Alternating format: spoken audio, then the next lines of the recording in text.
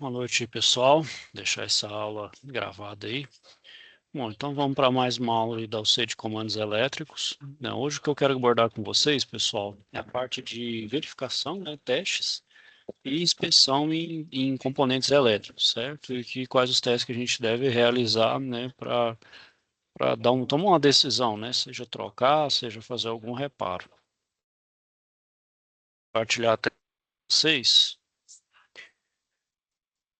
Bom, pessoal, então a primeira coisa que a gente vai olhar aí são os disjuntores. Então, os disjuntores, né, pessoal, a principal função dele é um dispositivo de manobra e ele é também para proteção, né? Então, um dispositivo de proteção de circuito.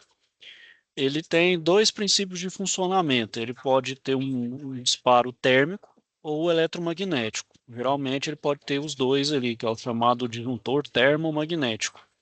Então ele vai ter uma ação por sobreaquecimento, né, que era o efeito térmico, e também pela questão ali de aumento súbito de corrente, que é pelo magnético. E para executar então uma inspeção nesses disjuntores, eu vou fazer uma avaliação visual. Então eu vou observar o estado de conservação do componente para averiguar então possíveis folgas e oxidações nessas conexões. Também é indicado, pessoal, a utilização do instrumento de medição de corrente, né? Dependendo aí do porte, né, do disjuntor, você pode utilizar já um alicate amperímetro para verificar a chegada, né, e a saída de corrente elétrica. Pode-se também, pessoal, com o auxílio de um aparelho termográfico ou também um de infravermelho, verificar a compatibilidade do dispositivo com as características de temperatura, ou seja, se ele está operando com as temperaturas conforme o fabricante recomenda, né? Caso haja necessidade de contato ou manutenção do dispositivo, a gente tem que fazer aquela execução dos procedimentos de desenergização conforme a NR10. A gente viu também isso nas aulas passadas. Aqui, pessoal, deixa eu só ver aqui qual que é o problema. Não entendendo isso aqui não. Um minutinho, pessoal.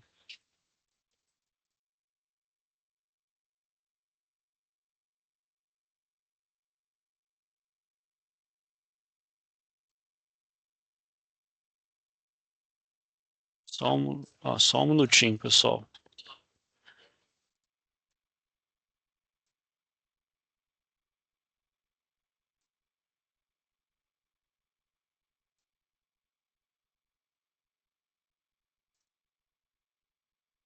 Eu estou vendo aqui o meu erro aqui, pessoal. Só um minutinho, vamos voltar aí.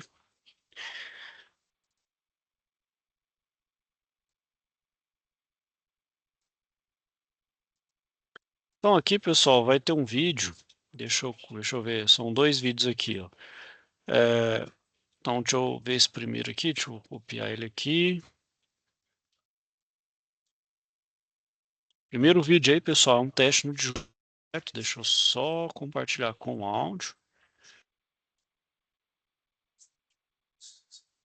Opa, boa noite aí, José. Tudo bom? Tá me ouvindo aí?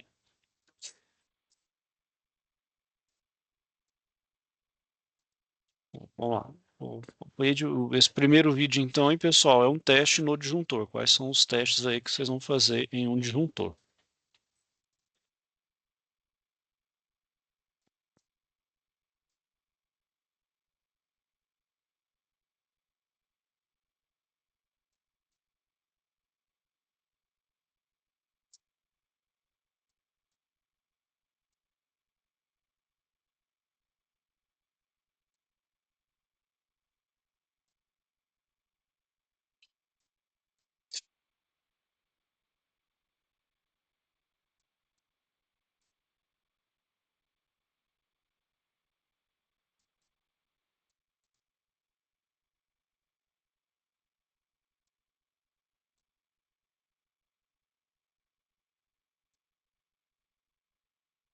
Então, vamos lá.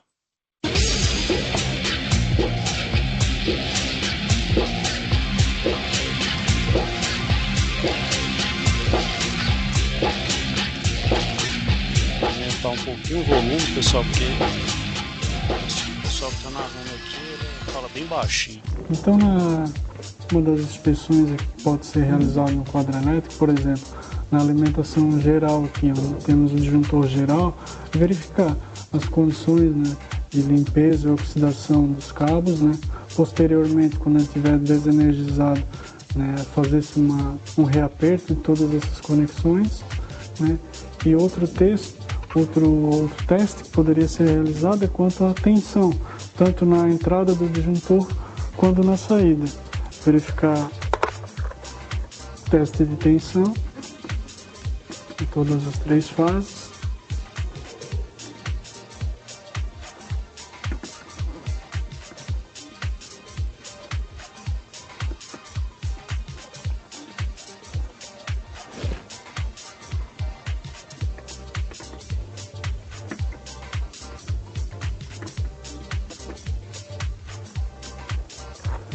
Verificando após o teste das tensões, pode ser feito também o teste de medição de corrente, que detecta aí o balanceamento de todas as fases.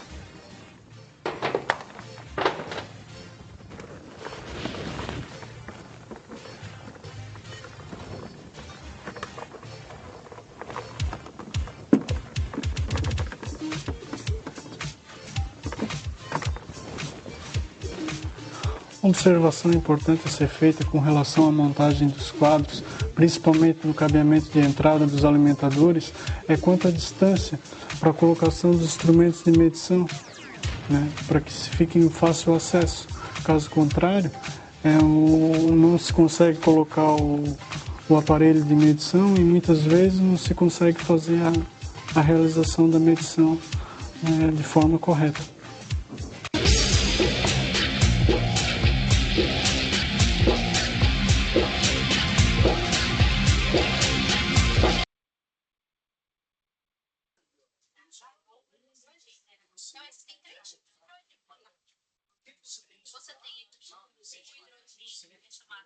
Vai, pessoal.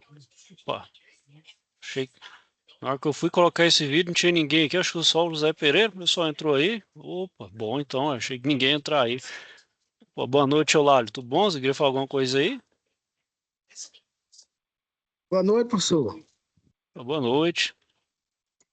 Eu iniciei a aula aqui porque eu achei que ninguém ia entrar, eu comecei a gravar, porque eu tenho que, de qualquer forma, tenho que deixar ela gravada aqui mesmo. Se não tiver ninguém, eu tenho que. Tem que fazer, né, professor? Oi? Boa noite, professor. Tem que fazer a aula, né? Se tiver aluno, né, pode ter ou todo ninguém ali, eu tenho que gravar a aula. Eu achei que ninguém ia entrar, tá? Quando eu pus o vídeo aqui, acho que só o Zé Pereira tinha entrado aqui. Quem tava na correria aqui, professor, mas agora tá de boa. Não, tranquilo, Boa noite, pessoal. professor. Opa, boa noite. O Edson aí, boa noite.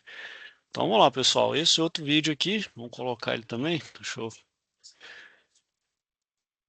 Que esse aqui é aquela versão antiga do Flash Player. Aí ficou tudo incompatível. Aqui já esse vídeo aqui já é uma troca de um disjuntor. A gente vai ver ele aqui agora.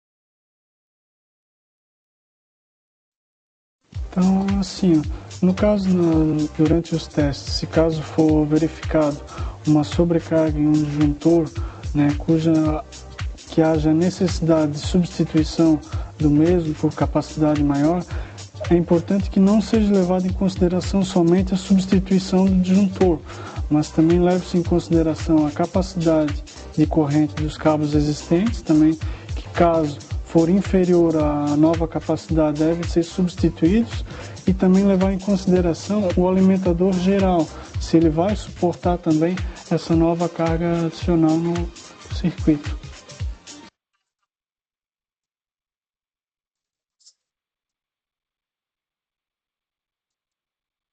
E nesse caso de substituição de disjuntor, né, pessoal, aí foi um erro meu que eu fiz na minha casa. Comprei um chuveiro mais potente, né, troquei aquele ducha Corona clássico, né, aquele modelinho antigo, por um modelo mais moderno, mais potente.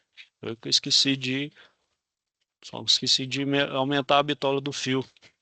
Aí se liga, por exemplo, os dois chuveiros, tem dois banheiros, se liga os dois, cai a fase. E não cai nem dentro da casa, não. Cai lá de fora, lá do quarto geral. Já não diz, né? Santo de casa não faz milagre, né? Tem que olhar isso depois. Né? E sempre é o depois, né?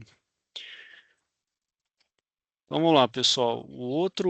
A outra coisa que a gente faz a verificação também é o disjuntor ali, é o DR, né? É o dispositivo residual, né? Que são esses diferenciais residuais, né? Os DRs são para proteção de pessoas e de circuito elétrico do contato direto, né? Então, quando a gente vai de forma sem querer, ou geralmente criança, né? Criança vai muito na curiosidade, coloca ali uma coisa metálica ali, uma ponta na tomada, o que ele faz? Ele vê esse surto de corrente e desarma, para justamente evitar essa corrente de fuga, né? O que acontece? Quando a gente vai tomar o choque ali, o que é? Aquela corrente que em tese está no circuito desvia para a gente. Isso gera aquele diferencial de corrente que está indo para a gente, é a famosa corrente de fuga. E esse dispositivo também, não só para proteção de pessoas, mas ele também protege contra incêndios e a redução da incidência dos choques elétricos a valores mínimos. Ou seja, essa corrente de fuga minimiza de um jeito que não gera danos para as pessoas.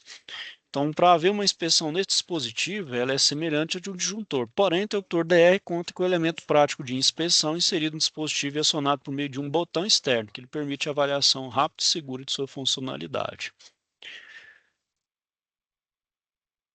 Então, aqui, pessoal, tem um outro vídeo da parte de DR. Vou pegar ele aqui. Aí é o teste nos DRs, né? Vamos lá.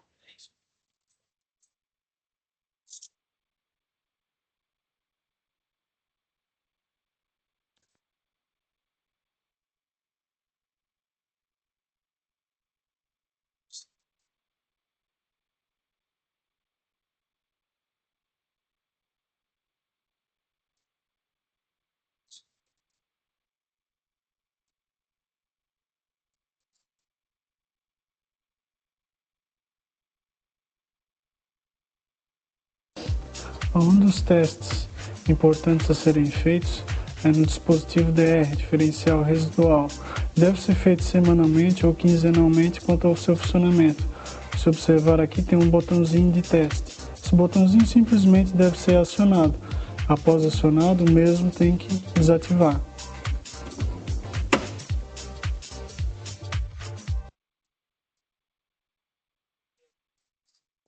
Então, geralmente, pessoal, o DR aí, ó, ele tem um próprio botãozinho aí de teste, né, para ver se ele desarma. Ele mesmo faz aplica uma espécie de corrente de fuga para desarmar. Né?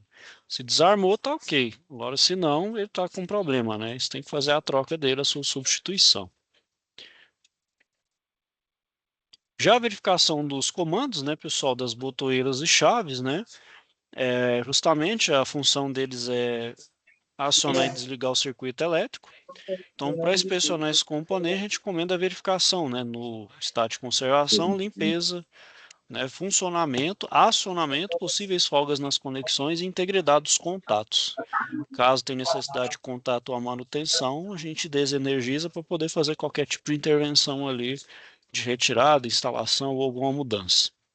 Já nas sinalizações, né, é para indicar, né, se está ligado, desligado, se está em operação, se está em falha, né, se está energizado, não está energizado. Então é mais para sinalizar, para dar algum tipo de sinalização para a pessoa que está ali ou para quem está em volta.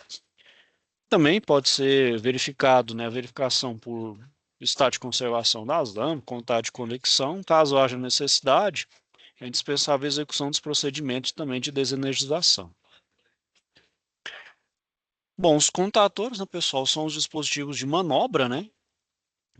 Também com atuação eletromagnética e tem uma posição de repouso única. Então, a função dele é elevar a frequência de manobra, justamente chavear, né, de ligado para desligado, né, para fazer os comandos, né, também seja na parte de potência, para acionamento de motor, o que é que seja também. Bom, então são capazes de estabelecer, conduzir e interromper correntes elétricas e suportar também sobrecargas, né? Então ele tem um nível de robustez ali, né, que ele suporta sem se danificar, né, sem ter maiores avarias, uma sobrecarga. Ele pode ser utilizado individualmente no circuito ou pode estar anexado também a um relé de sobrecarga, né? Tá para uma, vamos dizer, uma proteção a mais ali, uma proteção redundante. Então, ao inspecionar um contator, a gente tem que avaliar também ele visualmente, para justamente verificar também estado de conservação, percebendo inclusive folgas ou oxidações também, né? Que prejudica ali o- a fluidez de corrente, né? Que não gere ali pontos que gera calor, né? O chamado ponto quente. Além disso, é recomendada a utilização também de instrumento de medição elétrica, né?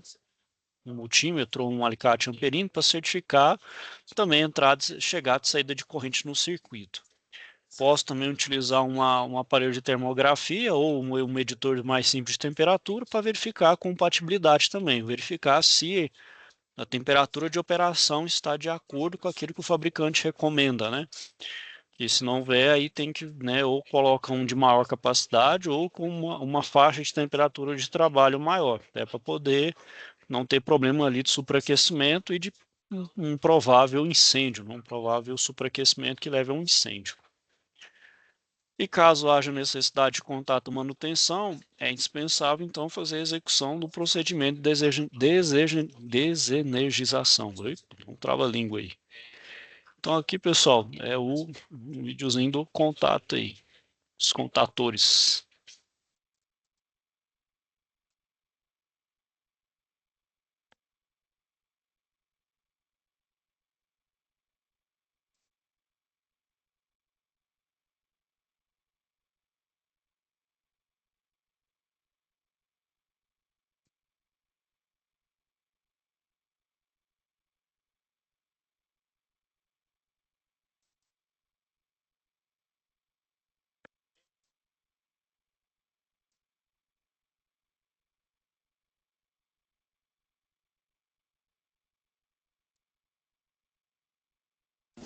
Bom, quanto à inspeção das contactoras, deve-se observar principalmente quanto ao seu estado de conservação, né, limpeza e principalmente ao aperto de seus contatos, né.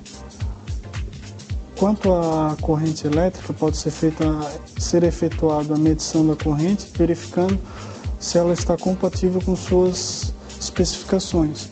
No caso de ser necessário uma intervenção maior, uma investigação maior, pode-se utilizar um aparelho de termografia para verificar os pontos quentes, né, quanto à sobrecarga do mesmo.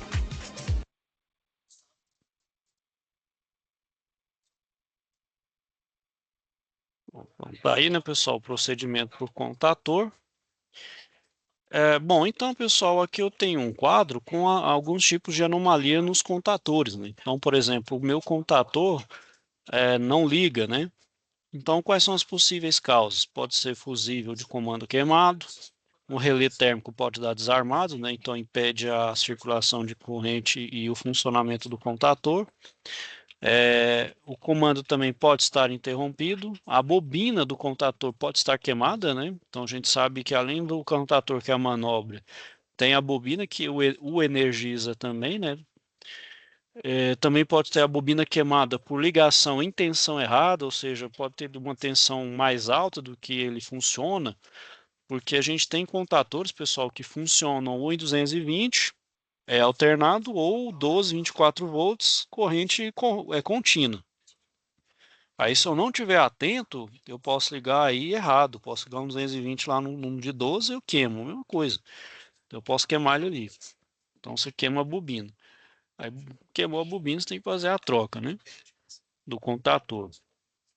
Posso ter a bobina queimada também por corpo estranho no entre ferro. Pode ter alguma coisa ali que gera um curto e acaba queimando também o meu contator. Outra causa, né? Outra anomalia, o contator não desligar. Agora, se ele antes não liga, agora ele não desliga. Pode ser também linhas de comando longa, né? Então, efeito de colamento capacitivo, né? Ou seja, comandos complexos e uma linha longa também dá problema. Contatos soldados, né? Ou seja, pode ter dado ponto quente demais, virou uma espécie de solda, grudou. Corrente de ligação elevada, que pode levar esse contato soldado também. Comando oscilante, né, ou seja, um mau contato ali pode gerar esse comando oscilante. Ligação em curto-circuito e comutação estrela-triângulo defeituosa, né? Por essa comutação também pode dar um defeito, pode gerar também o contator não desligar, né? O contator desliga involuntariamente, ou seja, mesmo sem nenhuma atuação, ele fica mudando, ele fica chaveando. O que pode ser isso? Pode ser queda de tensão forte por oscilação da rede, né? Se eu não tiver uma proteção muito boa ali de oscilação da rede, eu posso ter esse problema. Ou também operação de religadores, né? O outro problema que tem, muito comum, é o faiscamento excessivo, né? Você vai vendo que na manobra, ali, né, no ligar e desligar, você vai vendo que ele gera um faiscamento, como se fosse ali um... Qual o porquê disso? Pode ser instabilidade da tensão de comando, está oscilando demais, uma regulação pobre da fonte, as linhas extensas e de pequena seção, ou seja, não considera a questão da resistência com relação ao comprimento, que dá queda de tensão, né, e dá aumento de resistência. Correntes de partida ali muito altas também, né, então excesso de corrente, e o subdimensionamento do transformador de comando com diversos contatores operando simultaneamente. Então a gente tem que pensar ali que à medida que aumenta muito, eu tenho que fazer um dimensionamento ali correto, de barramento, bitolas, né? Então, se não tiver um dimensionamento correto, ainda mais se o meu comando for extremamente complexo, com muitos comandos ali sendo acionados, muito contator sendo acionado de forma simultânea, gera isso. O outro também, pessoal, o computador apresenta ruído. Pode ser então devido à superfície dos núcleos, móvel e fixo, pode estar acumulado sujeira ou oxidação, por isso a importância da limpeza. A oscilação de tensão ou frequência no circuito de comando, então minha tensão pode estar variando demais, ou queda de tensão durante a partida de motores, né? Então, no momento que o corrente de partida ali, a gente sabe que é um pico muito alto de corrente, pode gerar essa queda de tensão. Outro problema aí, o relé térmico atua e o motor não alcança a rotação normal, que é o contator com relé. Pode ser um relé compatível ou mal regulado, um tempo de partida muito longo, né? Ou seja, que acaba perdendo muito dessa corrente para fora ali, sobreaquece e ela de fato não chega no seu destino final ali, que é acionar o motor. Frequência muito alta de ligações, então liga e desliga, ainda mais em partida direta, não é um recomendável, e sobrecarga no eixo. A outra é a bobina magnética sofre aquecimento. Um problema pode ser localização inadequada da bobina, o núcleo móvel preso às guias, curto-circuito entre as espiras por deslocamento ou remoção da camada isolante, ou saturação do núcleo, cujo calor se transmite à bobina. O outro problema é minha bobina queima, pode ser por sobretensão, ligação em tensão errada, pode ter uma subtensão se for corrente contínua, ou também pode ser a presença de corpo estranho no entre-ferro do contator.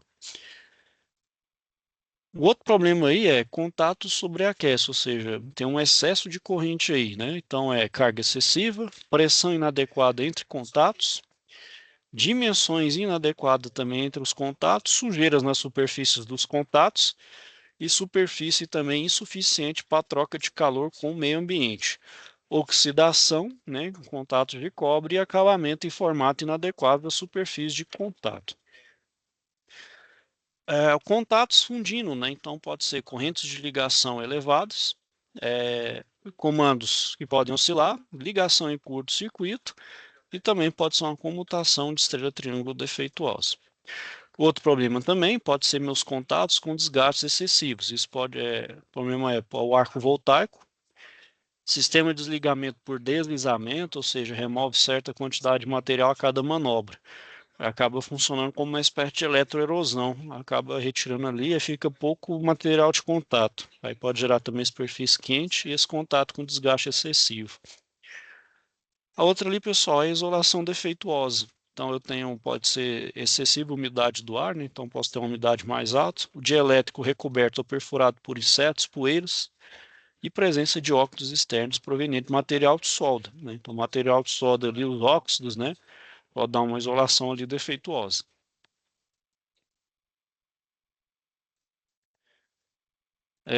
Bom, outro equipamento que a gente tem que verificar periodicamente são os relés, né? Os relés é um dispositivo ali que tem funções ali específicas, vai favorecer o funcionamento de outros elementos, né?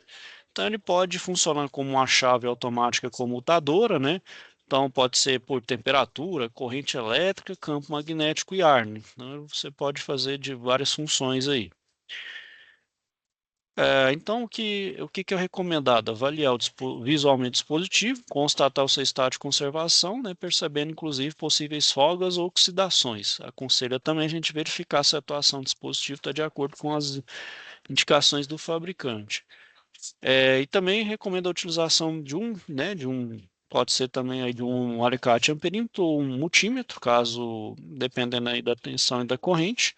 Sugerir também a utilização de um aparelho termográfico, né? A finalidade de verificar a compatibilidade em temperatura de funcionamento e as características de temperatura pelo fabricante. Então, tem que verificar se de fato, mesma coisa com os outros, no contator e com o disjuntor, se está na faixa de operação de temperatura do fabricante.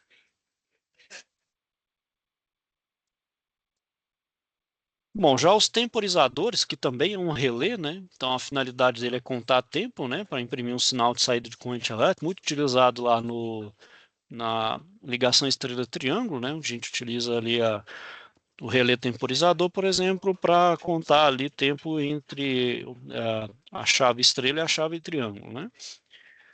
Também visualização, né? Do dispositivo. Então, verificar estado de conservação, inclusive possíveis folgas ou oxidações. Também verificar o ajuste de tempo, se está conforme o projeto e as indicações do fabricante. Também, né, utiliza ali um amperímetro, né, ou um multímetro, um alicate amperímetro, para verificar a chegada e saída, né, do corrente no dispositivo. Também um aparelho termográfico, para ver a compatibilidade de temperatura de funcionamento, verificar se também está conforme o fabricante indica. E aqui, pessoal, é uma verificação geral do quadro, né? O quadro, então, onde vai reunir todos esses componentes, né? Então, disjuntor, é, dispositivo residual, né? Botoeiras, chaves, contatores, relés temporizadores, relé de sobrecarga, fusível, enfim, todos esses componentes vão estar dentro de um quadro elétrico. Então, para fazer essa inspeção, faz uma visualização ali visual, não é? Ficou redundante, né? Visualização visual e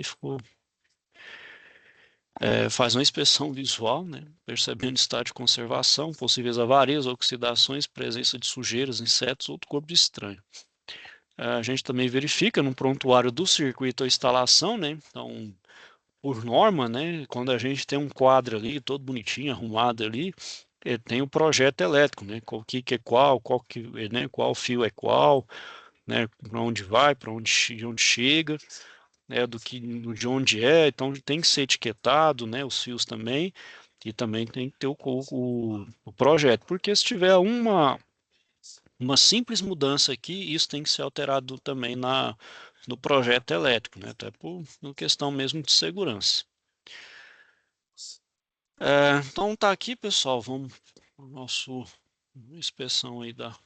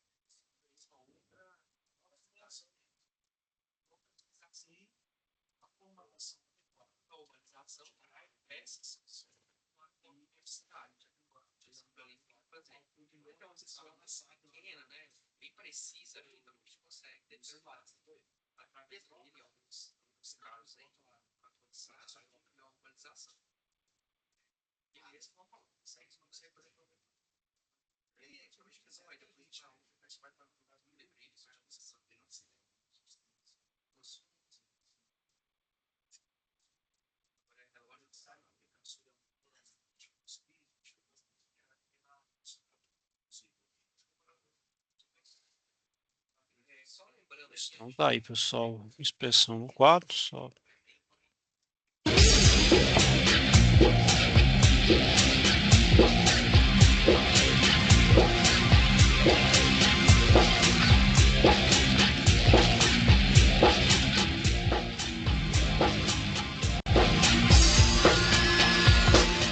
Bom, antes de qualquer intervenção no painel elétrico, a primeira coisa a se fazer é uma análise preliminar de risco, né? Verificar as condições do local, né? No caso aqui, existe a possibilidade de passagem de pessoas, terceiros. Então, para evitar que essas pessoas se aproximem, né, do local, deve-se fazer o isolamento do local e a sinalização do mesmo.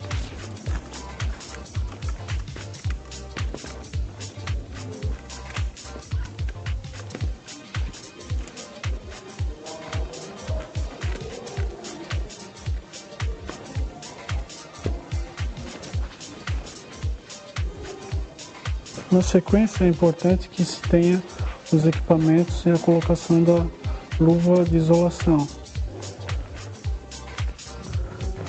Lembrando que nesse tipo de luva é sempre importante a utilização das duas. A luva de baixo, a luva preta, é a luva de borracha, que efetivamente faz a isolação. A de cima é uma luva de proteção, que serve para evitar que possíveis partes pontiagudas venham a perfurar a luva de isolação. Após a colocação de todos os EPIs, como luvas e óculos, aí passa-se a fazer a intervenção propriamente dita, né? Primeiramente se olha externamente, verificação, né, quanto a oxidações, o estado de conservação das dobradiças do quadro, faz a abertura do mesmo, né? Após isso verifica-se, né, o estado de conservação interno, né, possíveis pontos de oxidação, os componentes quanto a seus posicionamentos corretamente, né, principalmente aqui quanto ao isolamento das partes vivas através do acrílico, né, as partes poderiam ser expostas, né, o diagrama elétrico do quadro ele tem que sempre estar atualizado e junto ao quadro para possíveis intervenções e manutenções. Outros aspectos a serem observados no interior do quadro, além das identificações, proteções, é quanto ao estado de conservação, limpeza, presença de objetos estranhos que não deveriam estar dentro do interior do quadro e também quanto a possíveis, né, insetos ou animais mortos. Outra observação importante na verificação e inspeção de um quadro elétrico é quanto ao aterramento da carcaça do mesmo, tanto na parte interna quanto da porta, né, do mesmo. Outro ponto a se observar é quanto ao isolamento dos barramentos que não estão sendo utilizados, né, com partes isolantes que isolam a parte condutora.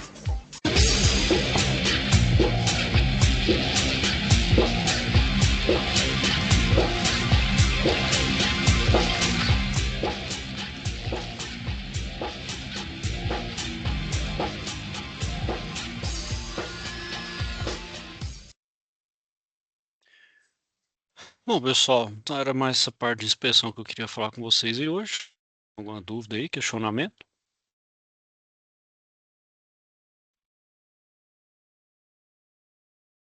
Certo aí, pessoal. Então, pessoal, vou finalizando aqui por hoje. Pode falar, José. Ô, professor, referente aí o início da aula aí, referente ao dimensionamento do cabo aí, É que geralmente o pessoal pensa que o disjuntor começa a desarmar, trocou o disjuntor, tá resolvido o problema, né? Aí é como o senhor fez lá naquela situação do chuveiro, né? Então é uma situação que a gente tem que prestar muita atenção, né? A questão de dimensionamento de cabo, né?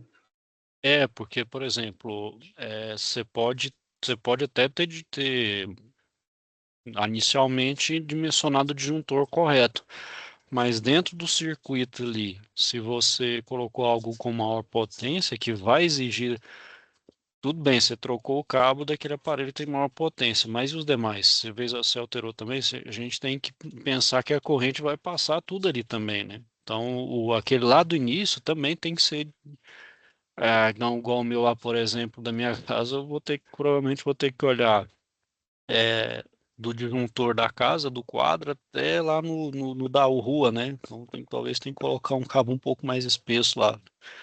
Ou ou trocar a chave do comando geral lá da rua por uma potência maior, né? Por uma capacidade maior.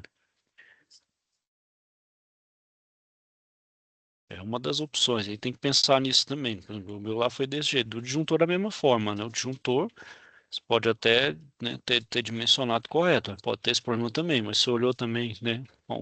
É o efeito cascata, né? Se você muda uma coisa, você tem que olhar todo o resto também, tem que olhar todo, vamos dizer, todo o caminho que chegou naquele equipamento que você alterou ali, né? Então, se você alterou por uma potência normal, opa, esse cabo ele dá conta, não precisa dimensionar ele, opa, aqui vai vir mais corrente, então vamos olhar os outros componentes, opa, esse aqui também, talvez eu tenha que olhar, tem que olhar o efeito cascata, né? Tudo tá ligado a ele, aí você precisa do circuito para você ver, ó, o que que eu vou ter que trocar aqui, né? O que eu vou ter que redimensionar, né? E não é apenas o aparelho em si, você tem que olhar tudo no seu entorno, né? No caso aí que eu entendi, toda vez que você for fazer a troca de um equipamento, botar um equipamento com uma carga maior, ou um disjuntor com uma amperagem maior, você tem que verificar todo o dimensionamento de todo o quadro elétrico, né? Todo o esquema elétrico, tanto do geral como também do quadro de distribuição, né?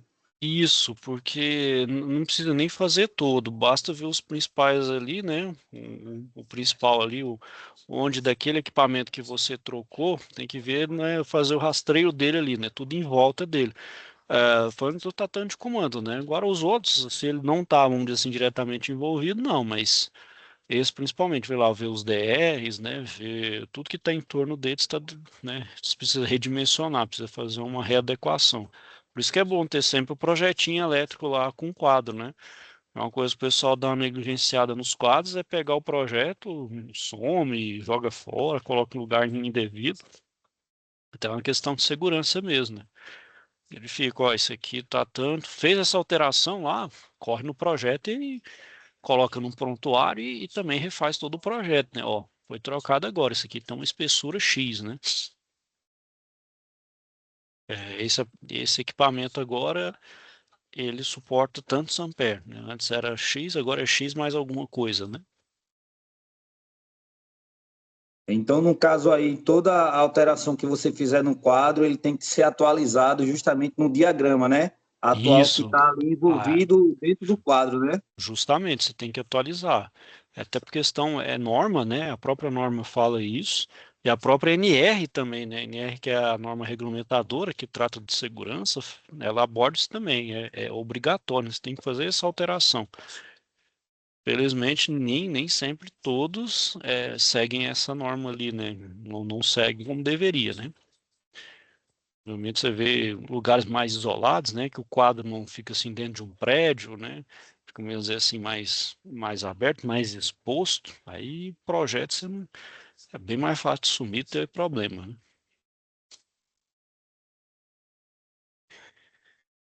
Certinho, Zé? Mais alguma dúvida? Tá tudo certo? Num quadro, se eu tenho um quadro, num caso, se eu tenho um quadro elétrico dentro de uma indústria e ela não tiver ali, um supor, acontece um sinistro aí, um mal por conta do mau dimensionamento, o quadro pega fogo e se propaga em outras situações, então, numa perícia eu posso ser penalizado por não ter essa documentação de atualização de carga. Pode, até porque, por exemplo, se for bombeiro, né? O bombeiro geralmente ele faz ali, né, ele olha o projeto, perícia, né? Perícia mesmo se for seguro, né? Dependendo do lugar é segurado, a seguradora vai querer ver, ó, vamos ver se está atendendo, né? Se for coisa ali de mau uso, né? Fez coisa sem poder, não seguiu ali os procedimentos, padrões ali, o que diz a legislação, a seguradora também não te paga, porque não fez o procedimento correto. E dependendo, né, por exemplo, do nível de incêndio, aí dá vítima, gera vítimas ali, dá alguma uma tragédia maior, também pode ter penalidades, tem penalização sim, ainda mais quem for o responsável ali, né? For o responsável técnico por aquele quadro ali. Claro, tem que ter também, né? Por exemplo, incêndio, não tem que ter, hoje também não pede só a cópia física, tem que ter uma cópia digital também, né? Até porque por essa questão, bom, queimou ali o projeto no incêndio, não tem como você recuperar ali, mas o digital tem como ver, né? Digital, olha também, ó, teve alteração, não teve, né? Porque tem que saber, por exemplo, qual que foi a origem, a causa do incêndio e o uso dos projetos, né? Principalmente projeto elétrico, ajuda a elucidar muito dessas questões, né?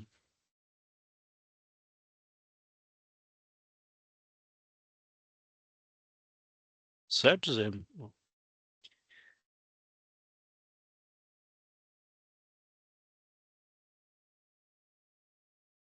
Tinha lá, José, mais alguma dúvida, José? Tudo certo? No caso, professor, quando o senhor fala em questão de digital, é, eu posso também guardar em Word lá, com tanto que seja editável, né? O diagrama unifilar, e É justamente para poder isso. ter outro respaldo, né? Justamente, você tem que ter um backup ali, por assim dizer, né? Ou se tiver duas cópias, por exemplo, um no quadro e outro em uma outra sala, né? Eu sei que também você precisa ter esses backups, né? Você tem que ter duas cópias, né? Duas vias ou até mais também, se eu não me engano, porque eu não sei de cor ali, mas você tem que ter mais de uma cópia, né? É por essa questão, para poder, né, fazer análise ali, vou periciar, fica mais fácil, né? Você consegue.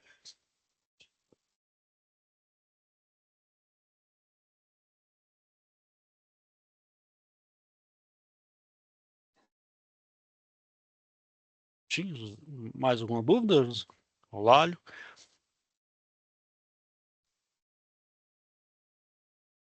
Tá tudo ok, professor. Tá tudo certo.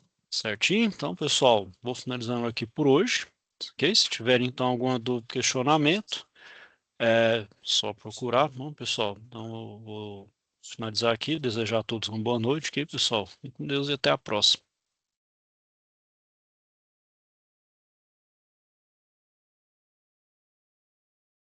Tchau aí, pessoal.